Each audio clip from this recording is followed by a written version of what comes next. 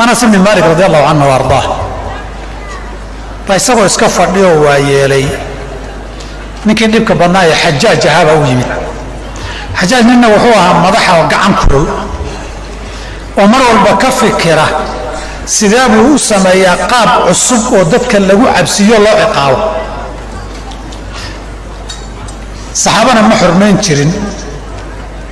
nusuus xuduudna ma celin jirin, laakiin min xukun haysto oo dan xaajo fatwo diineed ka soo gashay buu noqday. Anas wuxuu yidhi Anas waa saxaabigii nabiga ahaaye intii taariikhda nabiga soo martay ciqaabtii ugu kululayd ee uu dad mariyo horta maxay ahayd? nimankii curaniyiintu u sheegay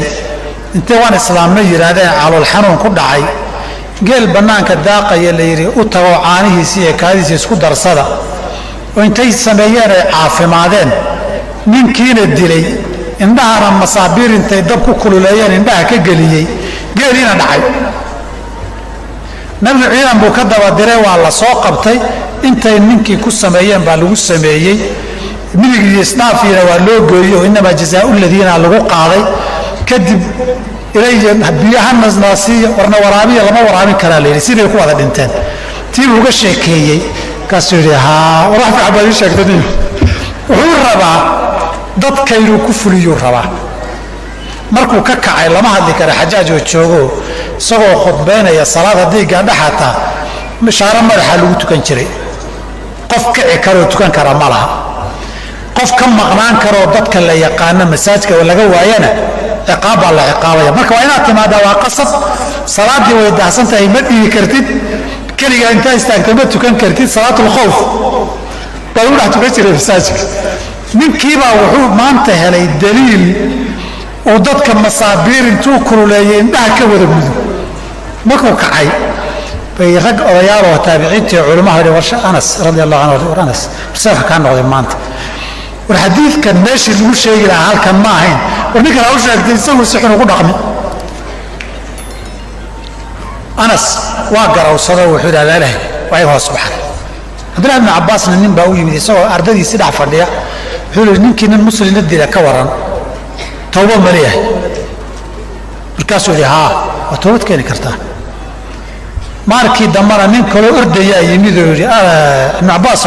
ninkii nin muslima ka soo dilay tawba mariya tu fiiriyay wuxuu ku yiri maya waa tagay waxa yiri maxaa dhacay ninkii hore nin wax dilo qoomamaynaya tawba rabo ee kaawi kan laakiin nin qil raadinayo hadii wax dilo raba buu ila muuqday. asalku waa xadiidka nabiga sallallahu alayhi wasallam laba nin baa u timid xadiidka Abu Hurayra iyadoo Ramadaan maalin la soomaya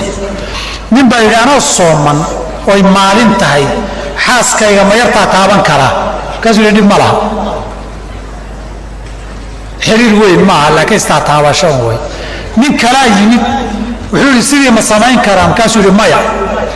Abu Hurayra wuxuu labadii nin baa fiiriyo nin hore nin iska waayeel waha ninkana nin dhalinyaro oo kulul oo kacayo ahaa cirka maraya marka kana waa isxajin karaa kana hadduu wax bilaabo hadda isma xajin karo xoog iyo energy ku badan.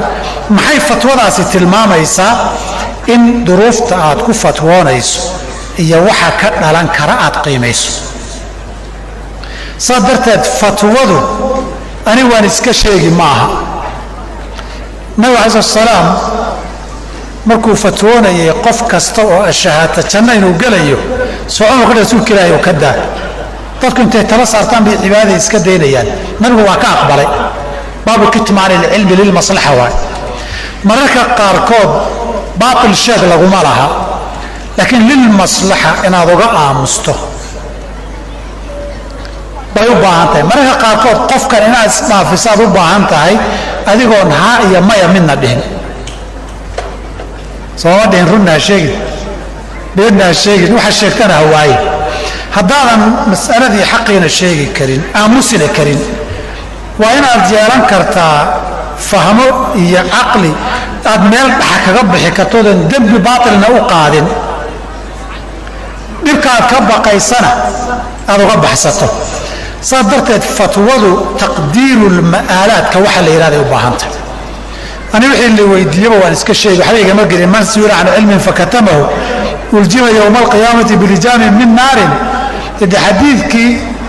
إذا يتكلوا ما إسقنا يالا صدرت فتوضوا حي أبا هنتهي وحمال والبلغوا ليشيا معها